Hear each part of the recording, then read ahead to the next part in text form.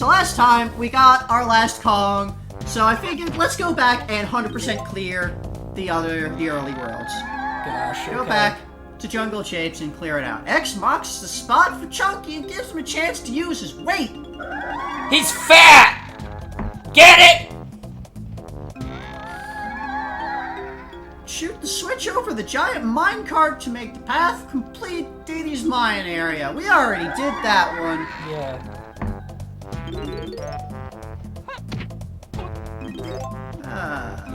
Tiny as go and see Cranky, or Tiny will find herself unable to fit into the tree stump.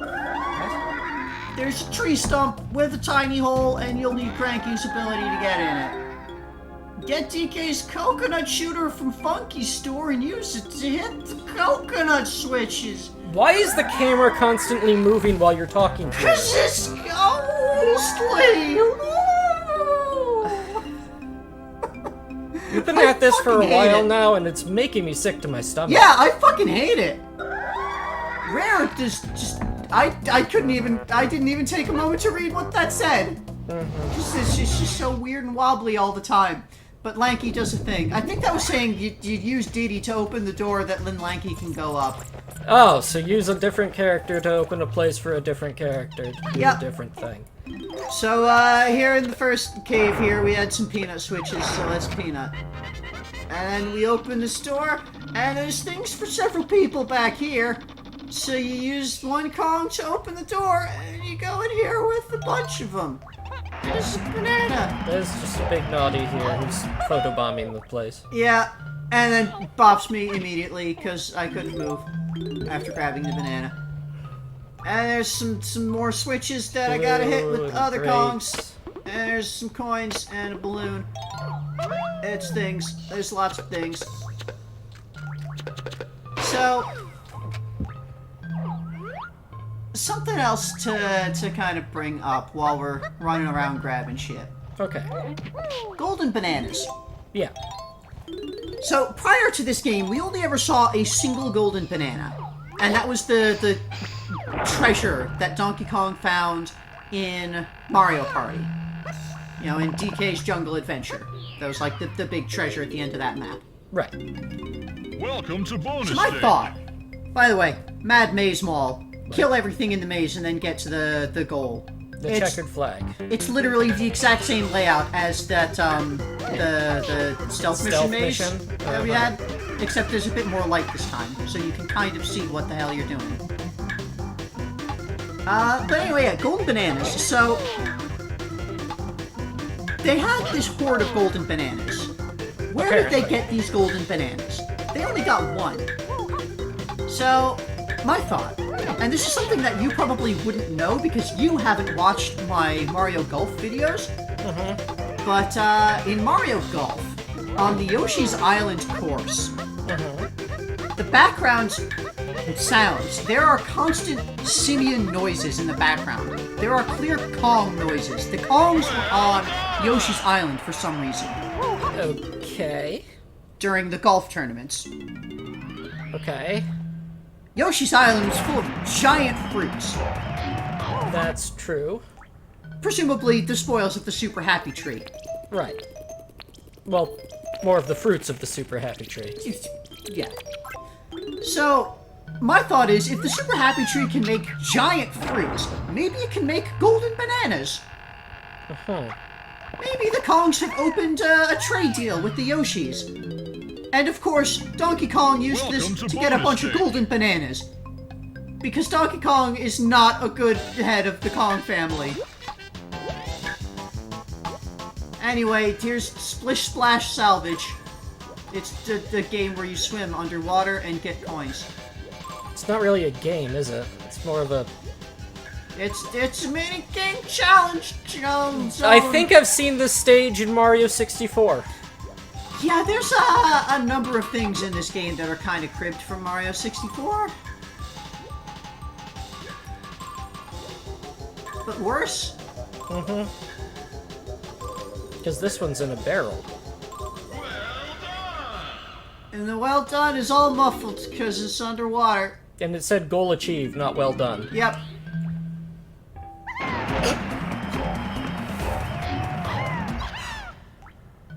So yeah, that's where their golden banana horde came from. Oh, Chunky hasn't got a gun yet. Yeah, Chunky doesn't have a gun yet.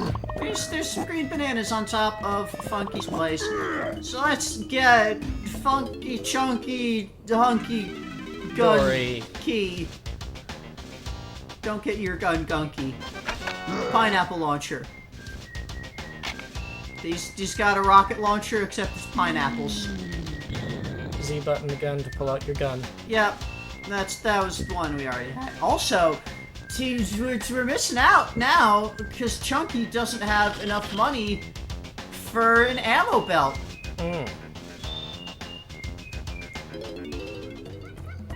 So Chunky does have some bananas over here, and there's a rock. Rock. There's a rock. You know what you do with rocks? Chunky can pick them up. Okay. That's his big thing, is he's strong. And he can throw it. And it had a golden banana inside. When you throw a rock, it explodes. Sure. There's a big X. And so you ground pound on it. But you have to be at like the height of your jump for the ground pound to trigger. And you do it like 3 times, and you smash through the big X, and it just fades out of existence. It doesn't shatter. But down here, there's a couple of purple coins as well. So we'll come back with Tiny, but let's check out this path. Fire. So this area, this is not just our video. This is exactly how it looked on the TV screen. It was pitch fucking black. At any time, those flame spouts were not going off. That is intentional. So it's pitch black on a tiny platform surrounded by instant death. Yeah. So you have to wait for the flame bouts to see what you're doing. This is good gameplay. Then this weird skull head thing has pineapple switches in its eyes.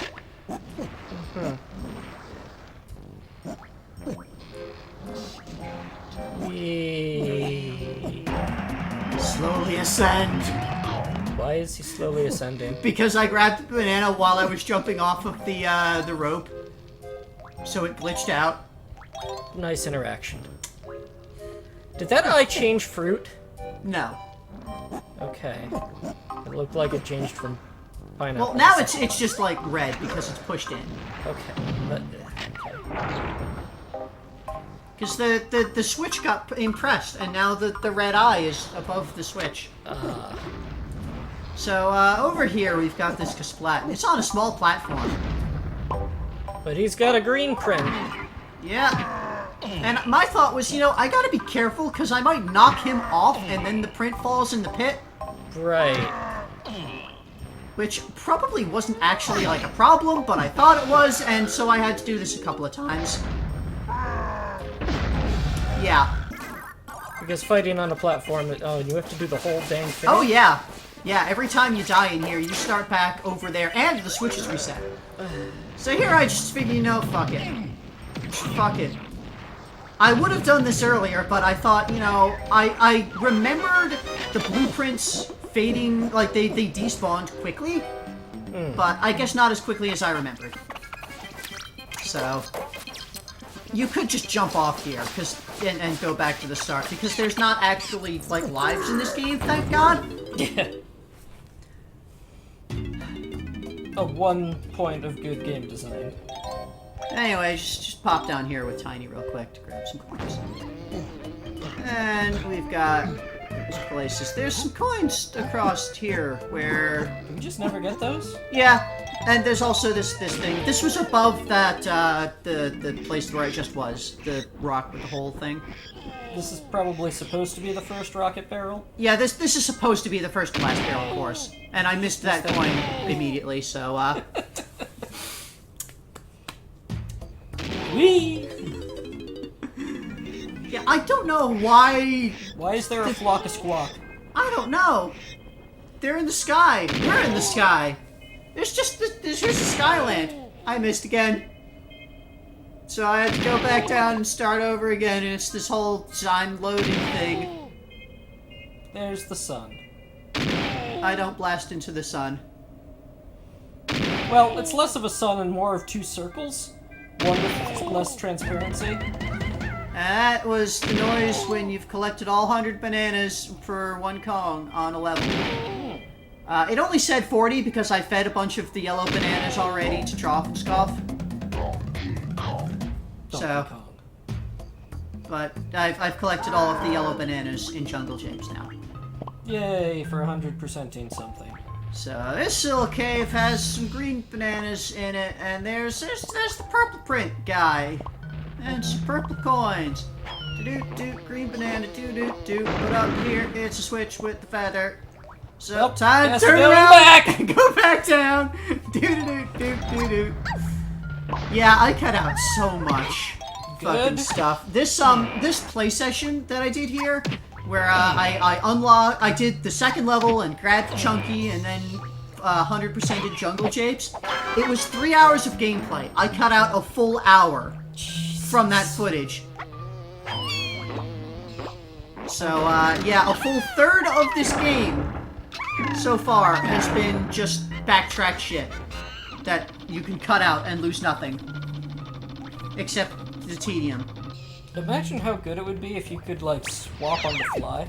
Oh yeah, that would be, like, useful.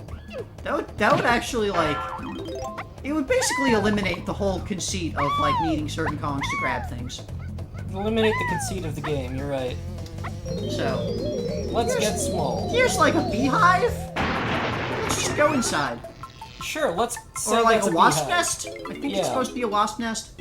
Let's go with yeah, that. zingers are wasps. Yeah. So let's just be inside here. I don't get why when you enter a place you start being small forever. Well, because now you're in a tiny place, and so you can't just grow big in a tiny place. It's too tiny.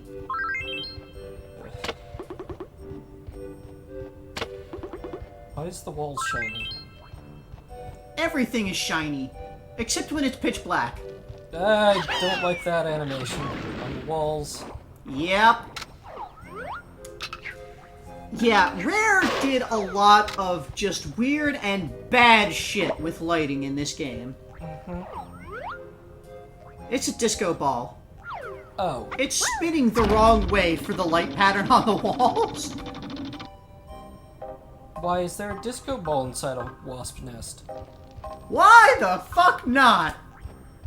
That's Rare's answer.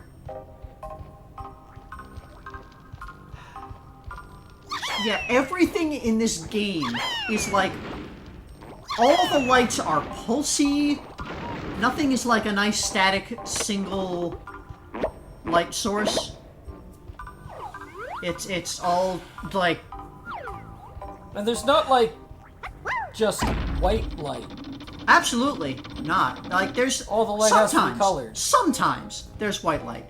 Most of the time, it's weird colored flames. I guess that was the style at the time, because colored light had just been invented in 3D games. Yeah, like, there's... I remember reading a thing about this game that, like, they faked dynamic lighting, which was, like, kind of an impressive thing at the time. It does seem like fake dynamic lighting. Like, for the N64, it was pretty impressive. It's bad, because the N64 shouldn't really be doing this thing. But they did it. So... congratulations, you've fucked up well. Rare did a lot of weird shit with the hardware. Again, they're pushing graphics without regard for decency or gameplay. And, it is really lucky that I own this game physically and the N64, because this game does not emulate well at all. I've heard. This is notoriously difficult to emulate. Especially, like, the things with photographing the fairies. If I recall correctly, at least the last time I checked, it's almost impossible for that to actually work on emulators. Why? Because something that they did with the... like, there are things that they did with the hardware of the cartridge to make this game work at all. So in order to function, they had to physically modify the cartridge to make this game work at all. So there's a lot with that just emulators don't duplicate, because Every other N64 game doesn't do these things. It isn't designed these ways. But Rare just did all of this weird shit because that was the only way that they could make this game work with the way that they programmed it. Now, was that golden banana equal in value to other golden bananas despite it being smaller? Yes.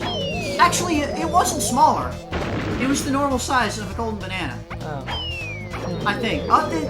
Things are different sizes. Sometimes it doesn't matter. Lots of things are lots of sizes.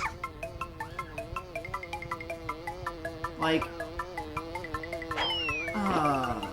I know sometimes you see things that are just weirdly big or weirdly small. When you enter this log, it takes control away from you because I guess they didn't want to think about how to make their normal camera work with this thing and still make it playable so you could move through yourself. So they cheated and just took control away from you. That's good gameplay. Take control away from the players so they don't screw up your game. Same thing here. God. Yep. Well, that's it for Tiny for this little area. That's it for today.